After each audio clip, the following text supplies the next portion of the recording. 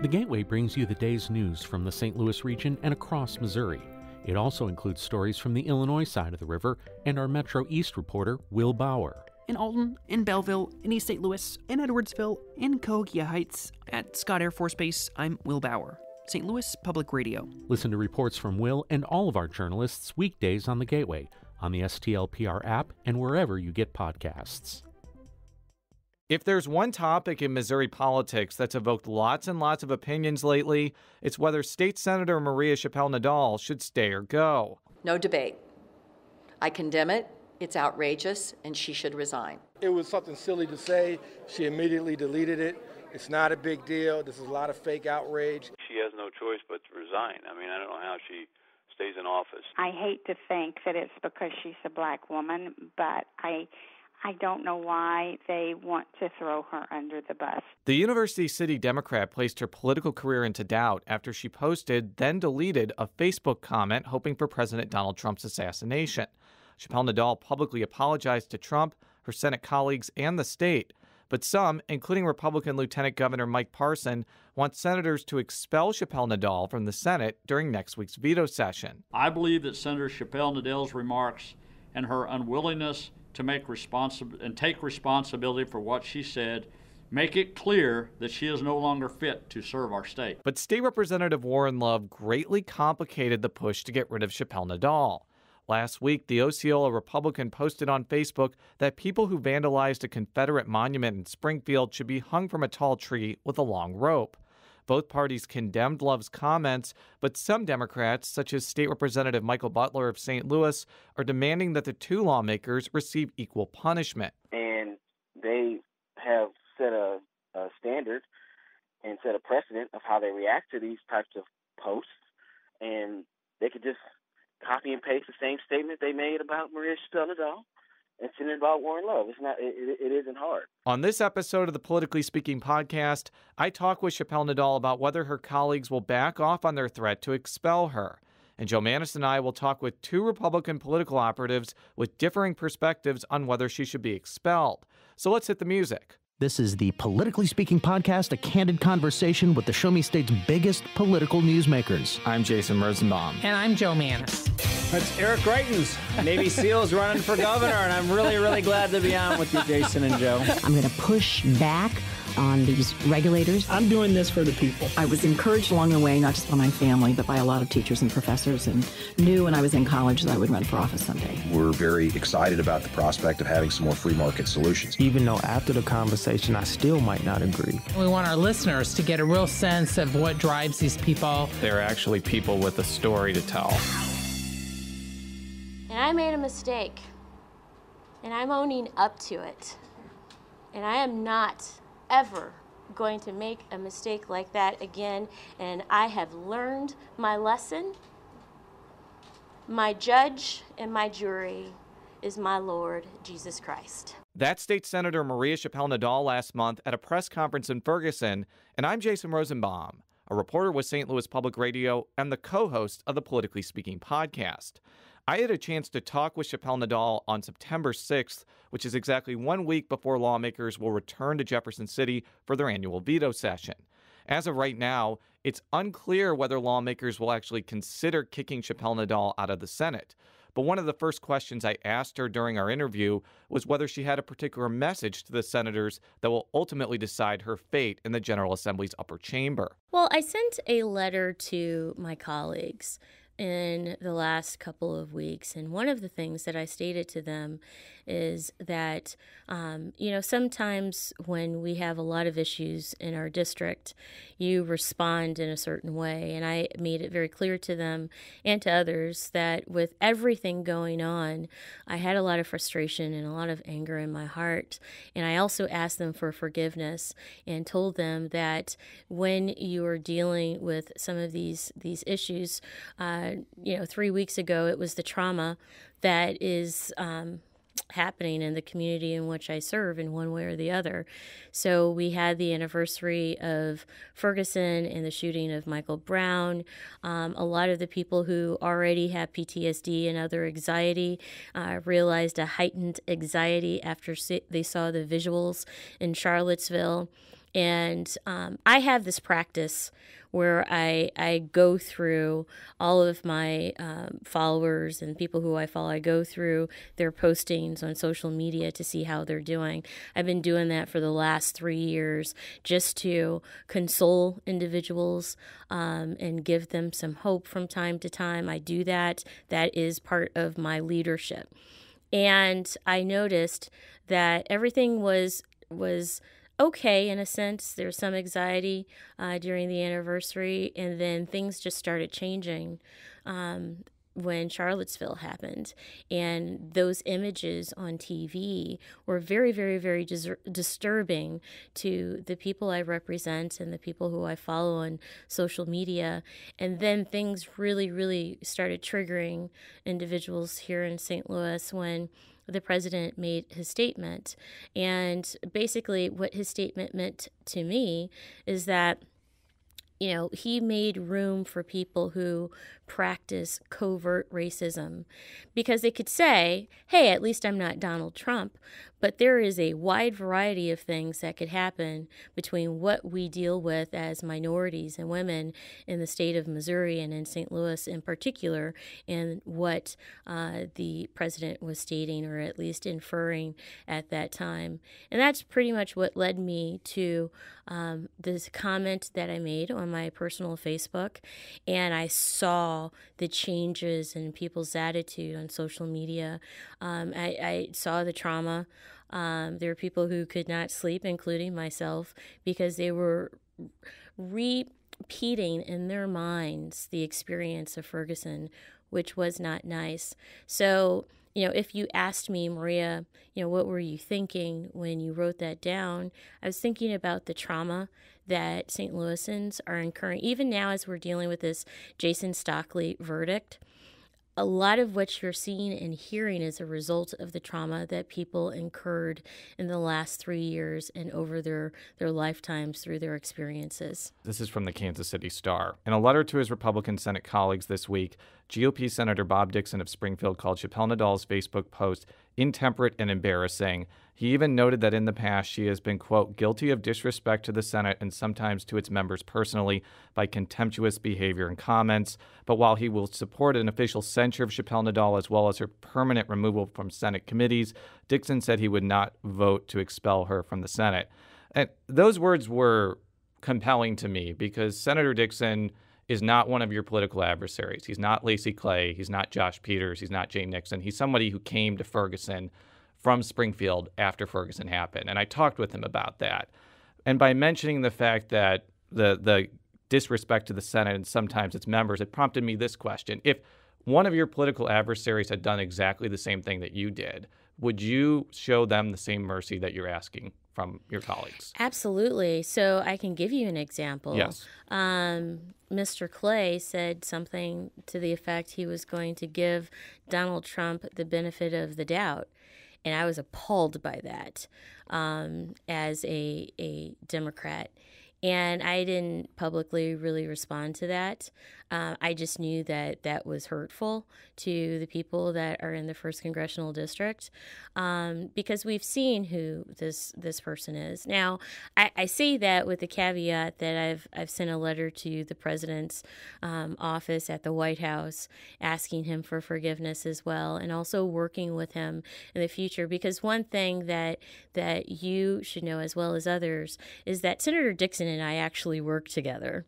And I have a history of working with my Republican colleagues on anything from, I think it was Will Krause, where we dealt with Medicaid fraud, people who were using these resources to go to a strip club or get liquor instead of using it to help their families eat.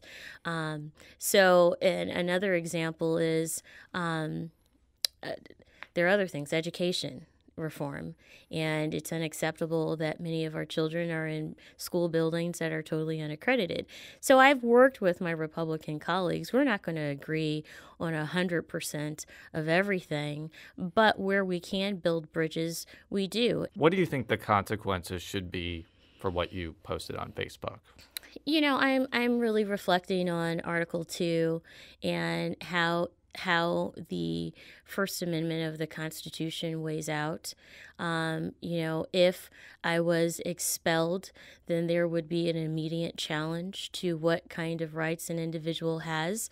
There are several cases that one can go through, including Julian Bond from the 1960s, who made a statement that was far worse than mine. And the Georgia legislature at that time did everything they could possible not to seat Julian Bond. And it went all the way to the Supreme Court, and the Supreme Court said this is language that is protected by the First Amendment. So, while we do have an Article 2 in our state's constitution, it would be in conflict with the First Amendment, and that question would be the only question in the country to determine whether or not an elected official has the ability to be dismissed based on a First Amendment right that's given to every other citizen. Would you be okay with a censure and being removed from your committees permanently as a punishment? Well, here's what I would say. Being on a committee allows for residents to come to their state capital and say, I like a bill or I hate a bill, and this is why. And what many people don't understand is I can still sit on that dais in those committees and listen to those folks just not vote. And second to that, that's not where the sausage is made. Third to that, I still have email. I still have in-district meetings, and people let me know if they're for or against legislation, regardless of if I'm sitting on a committee. But I have staff members who go to committee with me, and especially for an issue like education. There's nothing that prohibits me from going into that committee room and listening to the testimony. And that's part of the job. A lot of what we do has to do with sometimes as easy as, sometimes it's not easy, but dealing with getting 100-year-old trees that have fallen on someone's house, or getting child support, or helping to get disability. That is really where it's at. And I've always prided myself in constituency services. I guarantee you there is no other legislator that has held 70 town hall meetings on one subject matter or any subject matter in 19 months. I guarantee that. How do you think the controversy over Representative Warren Love affects your fate? Well, I think that your listeners should judge for themselves. If you look at the response that the Lieutenant Governor gave to my statement when I made it versus the response to Representative Love's statement, there's a difference. Obviously, I mean, the Lieutenant Governor went above and beyond, in making sure that there was some mechanism for me to be ousted. When Representative Love made statements that he did not want to or should not have stated, the response was by far different. I know that for the Speaker, Todd Richardson, he was very supportive of me resigning or being ousted by the Senate. And when Representative Love made his misstatement, was saying that it's an unfortunate mistake. So there are differences in how I was treated. I don't know if it's because I'm in the minority party. I don't know if it's because I'm a woman. I don't know if it's because I'm a minority resident. But all of these things have to come into play. Many of my supporters have stated things that the president has said, things that are far worse. I have to be accountable for what I have stated. I am interested in getting back to my work, my research, to help save lives. That's what I'm doing. That's what I've done. And many of my political opponents who have been very aggressive in seeing that I'm either censored or, supporting me resigning, or supporting me being expelled from the Senate, I would ask them, what work are you doing to save lives in this community? It's been an issue that's been ignored for 70 years, and it should not be the case where people have to protest in someone's office in order to file legislation. And I want to make it very, very clear to NPR listeners is that this is not done. And it may be your coworker, it may be your daughter or your son or your grandfather that's impacted by issues such as radioactive waste. It may be they work in Bridgeton. Ever since this incident happened, I've learned a lot. At first, I was a little bit, because I was getting death threats like I did in Ferguson. But when I went out into the public, there was an overwhelming support by people. And I will never forget this one woman. We were at the gas station, and she stopped. She's like, I know you, I know you, I know you. I don't like what you said, but I know why you said it. It took me an hour to get through the grocery store the other day. And I only purchased like $17 worth of stuff, and I was held on the parking lot for like 20 minutes of people having overwhelming support for me, and in the grocery store. So, and the same thing happens for Warren Love too. We've talked a few times. You've talked with Warren Love. Yes, I've talked to Warren Love a few times over the weekend, and I really wanted to reach out to him because I wanted him to know that I knew what it was like to be attacked, for a mistake that we have made, and I knew that he was in, a precarious situation as I was, and so even though I don't agree with what he said, and he doesn't agree with what I said, he represents the far right, and I represent the far left. So even while what I said was wrong, it proves that I'm a Democrat, and I'm a progressive Democrat that believes in having every single human being valued and not disregarded. And if you go back to the statements that we've had to endure for the last 7 or now 8 months, 9 months, I'm seeing a lot of those folks who I've been worried about, who have trauma, I'm seeing that get worse. And I hope that your listeners, no matter what, realize there's a such thing as trauma. And you can't control trauma. Trauma alters your life in a very, very, very real way. And when you can take what I said and use it against me all you want, but the fact remains is the people who are going to be out and looking at what happens with this Jason Stockley case, a lot of them have trauma. And that's why I have filed legislation dealing with trauma. And I hope they take it seriously and advocate for it, having some resolve when you go through situations like Charlottesville or Ferguson. And I told, there's Foster Freeze. He's a huge Republican donor, and he came down to St. Louis to meet with me, have a cup of coffee. He has this project called Return to Civility, and he was like, Maria, I just wanted to come down here and still let you know I love you and I forgive you. And he didn't have to do that. And ever since then, I've been returning that. I think other people in the media covered that. And ever since then, I've been getting these phone calls. I disagree with you, Maria, but I'd certainly like to meet with you. So I've been doing that on Sundays. And I'm quite surprised because one gentleman who I met with on Sunday at church, he said his daughters were like, are you really going to meet with her? Aren't you scared to meet with her? He's like, no, of course not.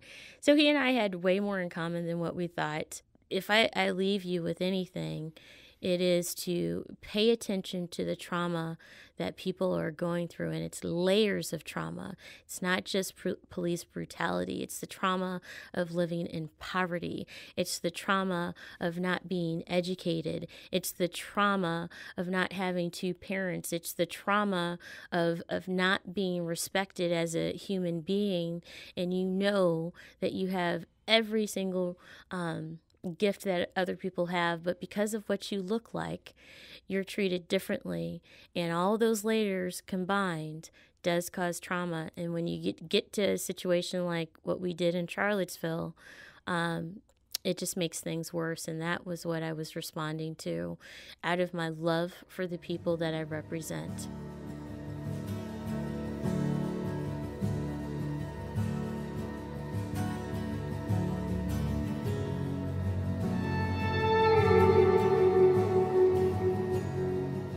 So here's a couple of procedural points that are really important before we move on to anything else. For expulsion to even be a possibility during next week's veto session, one of two things need to happen. Either Governor Eric Greitens has to call a special session, or 3/4 of the members of the House and Senate have to sign a petition calling themselves back into special session. Joe Mannies asked the governor about whether he would call a special session. Here's his response. I do think that they should resign. I mean, I don't think that we can have a Missouri senator who's calling for the assassination of the President of the United States. I don't think we can have a Missouri representative who's calling for people in Missouri to be hung by trees. We've made very clear what our position is, and it's also clear that the legislature has the power to act, and I expect that they'll do so. So you won't call a special session. It'll be up to them. Yeah, what's very clear to us, we've looked at this, we've communicated with the Senate and the House leadership. They have the power right now to take action, and so we're going to be looking to them to take that action. I think it's important that they do. So let's say that lawmakers round up enough signatures to call themselves back into special session. It would take at least 23 senators to expel Chappelle-Nadal from the Senate chamber. Republicans control 24 seats, but as I mentioned before, at least one, Senator Bob Dixon of Springfield, has already said that he's not going to expel Chappelle-Nadal. If one other Republican joins him, it would be up to Democrats to decide whether they want to kick one of their own members out of the chamber. And one big complicating factor is this fear among Democrats that there'll be one punishment for Chappelle-Nadal and a completely different one for Love. Even some Republicans like State Representative Shamed Dogan of Baldwin are concerned with that double standard. I think they were both really stupid in what they posted, but I haven't called for either one of them to resign. I think you do have to treat the two equally. If the Senate is going to go ahead and move to expel the senator, then I think the House ought to take up the same proceedings, because a lot of those people who are arguing for her to be expelled should make that same argument in this case. Another consideration, both for elected officials and ordinary people, is what happens to Chappelle-Nadal's seat if she's expelled. The 14th senatorial district takes in parts of central and north St. Louis County, and there's no guarantee that somebody will immediately replace Chappelle-Nadal if she's kicked out of the Senate. That's a major concern for people like F. Willis Johnson, who's with the Wellspring United Methodist Church in Ferguson. My question has been, ultimately, how does this affect the constituents in the community that she's serving? With all of that backdrop out of the way, Joe Mannies and I are going to talk with two Republicans with very different views on this situation. The first is former State Representative Carl Bearden, who believes that Chappelle-Nadal should either resign or be kicked out of the Senate. The other is Republican political consultant David Barklage, who doesn't believe that senators should expel Chappelle-Nadal. Let's jump into that conversation right now. Carl, I want to know your perspective first, because I saw a press release saying that your former colleague, now Senator Maria Chappelle-Nadal, should resign. Tell me why. Well, I do believe that as elected officials, we hold a certain standard, and we forego some of the freedoms that we might otherwise be able to exercise more freely as a citizen. And so I think we have to be very careful about what we say. And I believe that in Senator Chappelle-Nadal's case, she has a pattern of behavior, if you will, and it started in the House. Very passionate person. She believes that she's going to be passionate about it. But over the last year or two, she has continued to ratchet that up on various occasions, both on the floor as well as outside the legislature. And so this was kind of the tipping point. And I believe that she went beyond the pale as an elected official in upholding the standard that she should hold. Now, before I get to David Barklage, do you think that the same standard should be with Representative Love's comments as well? Representative Love was equally reckless in his comments, but here's a couple of distinctions in my mind. And I've traveled the state extensively in the past couple of weeks. I think last time we talked I was in Warsaw, Missouri. But, the fact is Representative Love was equally distasteful and should face consequences to that. And what we're talking about, I believe, is the level of consequences. He does not have the same pattern of behavior, for example, as Senator Chappelle-Nadal does in making comments and escalating of actions. Are you sure about that? Did you see this Facebook post calling Abraham Lincoln one of the greatest tyrants of our time? Well, there are some people who believe that, but not many Republicans. Well, it's interesting because the Republicans actually are kind of split. Particularly when you look at a grassroots, because we're a nonpartisan organization, for example, and so we have a lot of people who may have been Republicans, who don't want to claim Republicans anymore. They're not claiming to be Democrats, and they're not really claiming to be independents, so they don't really know what they are, maybe. But a lot of a variety of feeling of that is. But I will say that by and large, if you look at the track record of both of those individuals, now I in no way am saying that Representative Love should not face consequences. In fact, he should, very much so, because I think he has to be responsible for his very public tweeting, as does Chappelle-Nadal. Now, we've given former Representative Bearden a chance to weigh in. What's your thoughts? Because one of the reasons we're turning to Barklage now. I'm pointing my hand toward the Prince of Darkness right here, David Barklage. I knew it would not take long until that came up. Because I watched This Week in Missouri Politics where you were on, and you provided what I felt was an interesting and possibly surprising perspective on this. Look, I've spent more than a decade working for senators, working in the Senate, everything else. So. I care very much about the institution, but I guess mine is a broader perspective as I shouldn't even say this because then my mom will hear it, as a consultant and involved in elections. I have two fundamental problems with a expulsion. And I do believe that the Senate has every right to admonish, to reprimand its members for conduct that is unbecoming to the body. I have no objection to that. But one, I think there is a free speech issue. The Constitution protections for free speech don't allow or permit a government entity to penalize a citizen, even if it's a member of the legislature, solely because they made a statement that others found offensive, no matter how offensive it is. In 1965, voters in Georgia overwhelmingly elected a legislative candidate who publicly opposed the Vietnam War and stated that he admired the courage of people to burn their draft cards. Well, the legislature, based solely on those statements, said, we're not going to seat you. And the Supreme Court said that violated the First Amendment. So one, I think that, again, and Carl and I both, we hear things that really bother us, but then we have to sort of look at free speech on contributions, things that sort of carries across. And so I guess I'm a purist in that regard. Second, I think that, voters' elections are critically important, and the voters have spoken. They have elected her 5 times or whatever it is. And then for a Senate to expel her and disenfranchise the voters, because it's not just, you kick her out, there's a period where the people are not represented, but there's also then the fact that party leaders pick the person who replaces her in a special election for the continuation of that. And I think it's a very dangerous precedent for a majority party to kick out a minority member, no matter how offensive the opinion may be. I think that sends a dangerous signal in the times we're in to voters. I think it looks authoritarian. I think it looks, just very dangerous out there. So again, probably as someone who's biased about elections, solving these issues and letting voters speak, I feel pretty strong in letting voters make those decisions. Now, does the fact that she's term limited, meaning that she's going to be out of office at the end of 2018, and in effect, it means she's just going to really be active from next January through half of May. Does that play into any of this or not? I'm just asking. I think it plays both ways. It's that her short tenure means that this issue is going to be resolved by the fact of term limits. And so why go to do something that is extraordinary from a standpoint of a Senate? I mean, you've had one expulsion attempt in the entire history of the state of Missouri. And Carl and I and everybody at this table knows there are a lot of scoundrels doing a lot of things, a lot of activities that would embarrass all of us. We're talking about. I got a long list here. I'm just going to show you. I'm not going to go through it.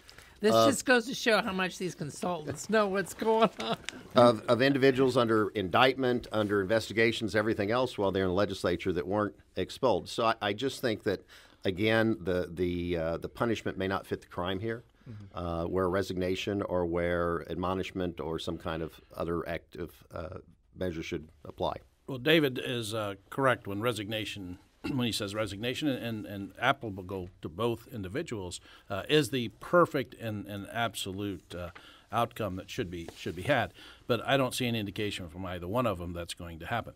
This has been in our Constitution, I believe, all the way back to the 1820 Constitution. So people of Missouri has voted for. And when I was Speaker Pro Tem, we would get into these discussions, and somebody would be talking about a St. Louis issue, for example, and a St. Louis representative would get up and admonish them for speaking about a St. Louis issue.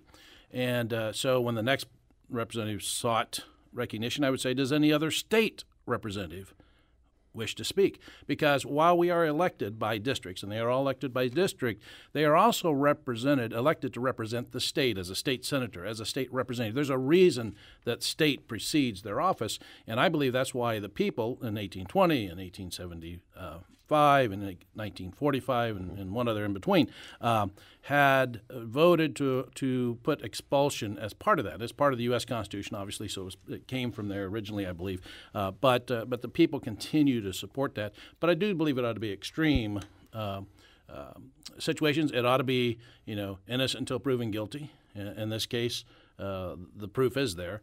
And so I think that's the condition in which... And I'll just say this with Carl, is that I agree. I think that measure what concerns me, because there's the inside of all us that sort of follow and know their careers, and the outside of the district saying, well, here's a bunch of Republicans that don't live in our district determining who's going to represent us, and for that reason you need such a high standard, and that's what concerns me here. Is it high enough? I know you brought up free speech, and I want to play devil's advocate for a second, because there are going to be people who say, hoping for a presidential assassination, even though Senator Chappelle-Nadal deleted the tweet, apologized to her colleagues, apologized to Missouri, it's not really free speech, because it crosses a line where it could potentially be a crime. You mean like fire? Or like yelling fire in a crowded building. And if it's a crime, and if she's indicted, I think that may then take another course.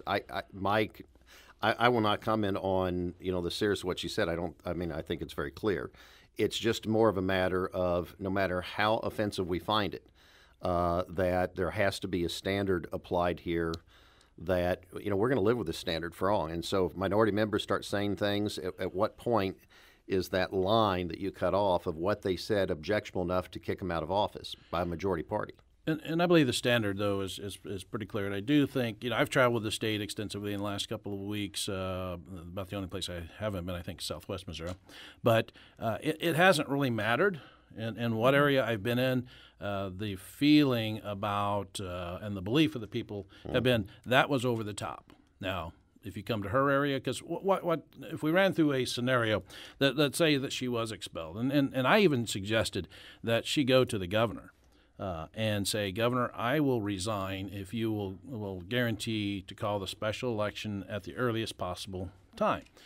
Would she would be eligible to be nominated to fill that special election and to be reelected if the people chose to do that. And look, I agree with Carl. I have not found anybody in my circle that is supportive, wants to talk about free speech. They're mad, they're upset at the comment, and they're very bothered by it, and they think that punitive action should occur. It's just a matter of, I think the First Amendment, whether it's in contributions or whether in free speech, our expression of free speech is something we have to very carefully guard.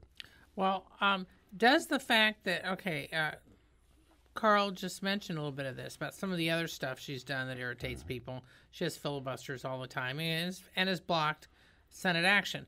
Well, one of the senators posted something on Twitter recently, like within the last 48 hours, saying that was one of the real reasons he wanted to go after her. Does that make it more dangerous from the standpoint that my point is, it's not, the point is where it's not focusing on her admittedly reprehensible statement about Trump, but where it broadens to other things she's done that tick off people. So I want to open the door and Carl comment, I think that opens a broader question. And right, everybody is going to search their own heart for what their motivations on this is. But, she opened the door to this whole discussion by her actions. But here's what concerns me more, is that we are a society that has dramatically changed in the last 10 years. The immediate access to electronic media always gives consultants nightmares with their candidates. You have cameras everywhere. You have, there's nothing private anymore. The ability to hack someone's email and then post it. I mean, what we've seen, holding things hostage, everything else. So we've literally eliminated privacy, and we take passionate individuals that aren't always the smartest, that make mistakes and everything else, and we're setting a standard. Forget what she said. Forget what Warren Led said. I'm just saying is that we are rapidly changing, and I am very concerned that the standard we're putting on in terms of these politicians that may mistake something. I was in a gubernatorial campaign where someone tweeted, about Hooters free wings for veterans and for stamp or for tattoos on whatever tramp stamps or whatever. And had to deal with all that. My point just is this, is that I think we have to be very careful going forward of what kind of standard or what kind of definition for someone's saying an off-color comment or remark and it being posted out there, and how dangerous that is, and how, it seems like for generations of scoundrels that have been operating in politics, we're now putting a standard up. I don't know if anybody can survive. Now, before we get to Carl's reaction to that, I do want to play a clip from Representative Shamed Dogan. He's a Republican from Baldwin, who brought up this idea about the coarsening of discourse through social media. Let's play that, and I'll have former Representative Bearden respond to it. I think part of this has to do with the spirit of President Trump, right? People really want authenticity. People are tired of political correctness, which is, refreshing in a sense. But if political correctness is the only thing standing between, lawmakers calling for murder and the opposite, then maybe we need a little more political correctness.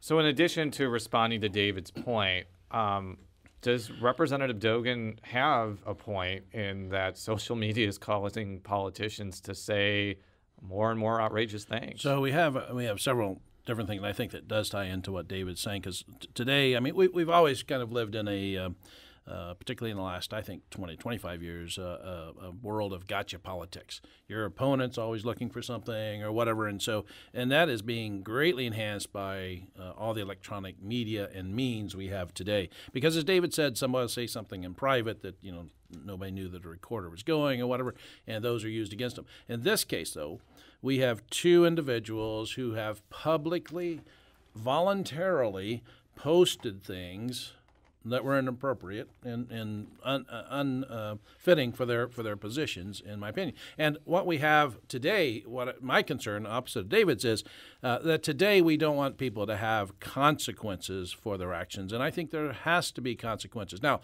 those consequences vary.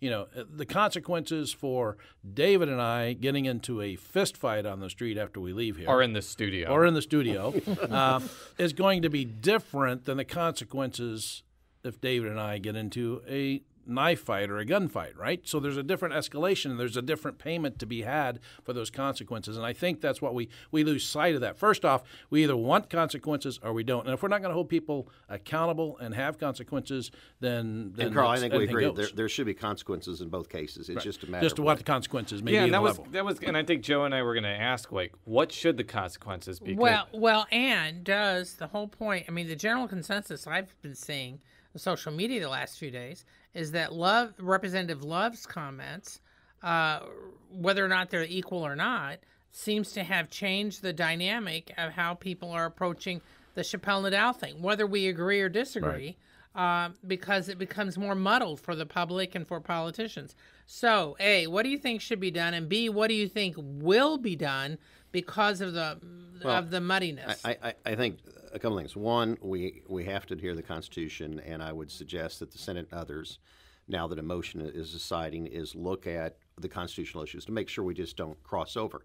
They may determine that this 1965 does not apply, ruling by the Supreme Court, and it's free to do it. The second, I think they have to take into whatever they do is something that could establish a precedent, and that's important.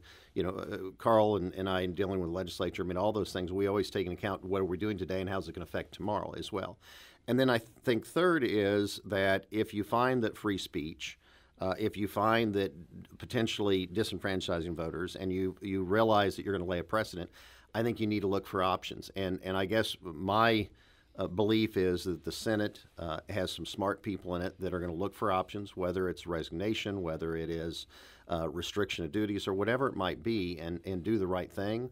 Now that it's sort of subsiding, they can actually look at it. But again, I think you have to take those other things into account to where you're going to go and try to do the right thing by all parties, by how the voters see it, what is appropriate, and as Carl's talking about, sort of what kind of measured response, and what's appropriate for the Senate long term. So the consequences for the two, I think, are different. I think from a leadership position, you have to look at that. And I think that the 1965 case might have some bearing, but I think it's a different context, disagreeing with the war as opposed to hoping for the assassination of the president. I think it's a little different level, and I think that's what they'll have to weigh out and see. So as leadership, I mean, I don't recall the last time in the Missouri legislature, whether it's Senate or House, that someone has been censured.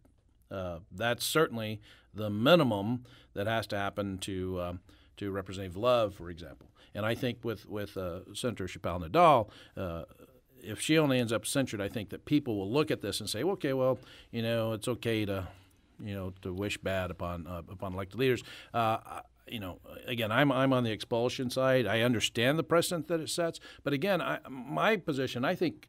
What I've always disagreed with in the legislature is we try to look for the political way out, and there are some balance. There is some balance, like David says. You've got to say, okay, what are those future requirements? But we're either accountable or we're not. We're either going to do something significant or not. And people today are even more aware of when the legislature, whether it's state or federal, gives their colleagues, regardless of party.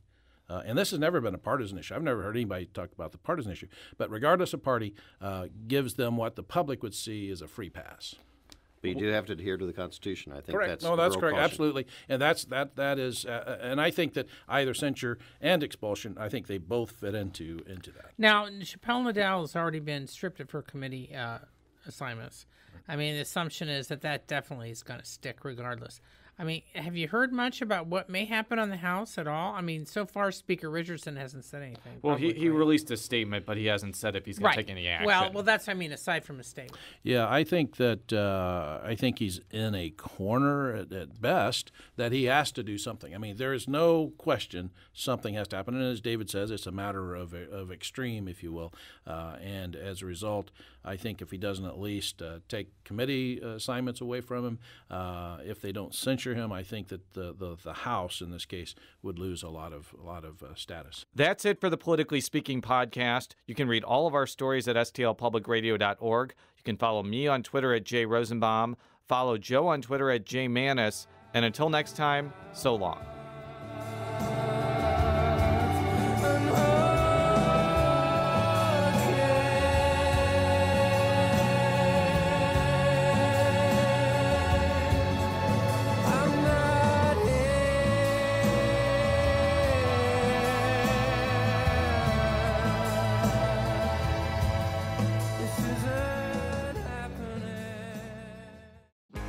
If you have a smart speaker, you have access to the entire world of NPR and St. Louis Public Radio.